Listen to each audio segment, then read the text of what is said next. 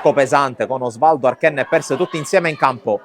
Guadalupo prova a guadagnare il fondo, poi torna sui suoi passi. Il numero 20 propone questo cross, rasoterra, arriva Pierce, ma arriva soprattutto Keba con un'uscita spericolata ma efficace che nega il gol a Nacho Pierce. Coperto il terzino destro, servizio per Osvaldo che si è spostato sull'altro auto rispetto a prima. Osvaldo col dribbling, ne salta due, calcia col sinistro, Keba in calcio d'angolo. Intanto la palla lunga, colpo di testa di Raboschi sui piedi di Guadalupo che salta un avversario, Guadalupo ne salta un altro, Guadalupo! La giocata di classe, di talento di Kevin Guadalupo che al minuto 18 sblocca il risultato. Camarat in vantaggio con Kevin Guadalupo. Cuffaro, Lupo, Osvaldo mette sempre ordine Vito Lupo senza affrettare, poi Cuffaro per Archen. Il cross rasoterra, arriva Pierce, ma arriva anche Kepa Jaber con la parata.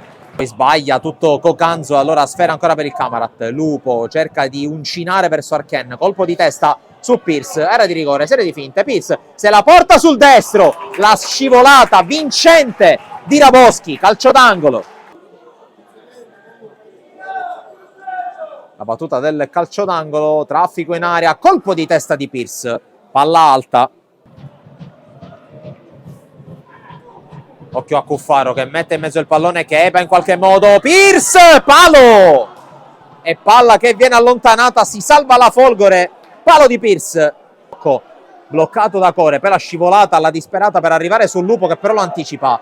Lupo alza la testa, lancio per Pierce, posizione regolare, Pierce si è inserito, Pierce col pallonetto!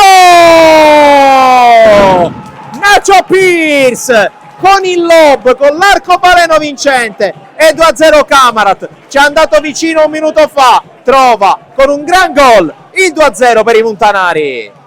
Di questo nono turno di eccellenza girone A, prima contro seconda. Ma intanto occhio a questo calcio di punizione con Giovanni Lupo che la mette sul secondo palo, colpo di testa e la palla che finisce fuori. Ci ha provato Gueye sulla testa di Lupo che arma la corsa di Osvaldo. Osvaldo allarga su Pierce che può calibrare il cross, eccolo che arriva Osvaldo e 3-0, suona il tango questa azione del 3-0 del Camarat. Osvaldo per Pierce, per Osvaldo di testa, 0-3. Costa Magna in proiezione offensiva, il capitano della Folgore, affrontato in maniera regolare da Ledesma. Lococo ancora una volta dimentica il pallone, conclusione di Giovanni Lupo, blocca Dolenti. Lupo prova a prendere campo, si inserisce, la palla è per Pierce, posizione regolare, in realtà si è autolanciato Lupo con Pierce, Lupo, la parata di Catania che nega il poker al Camarat. Tanto scade anche il secondo minuto di recupero qui al Paolo Marino. E qui Lococo rischia sul rimpallo di fare gol.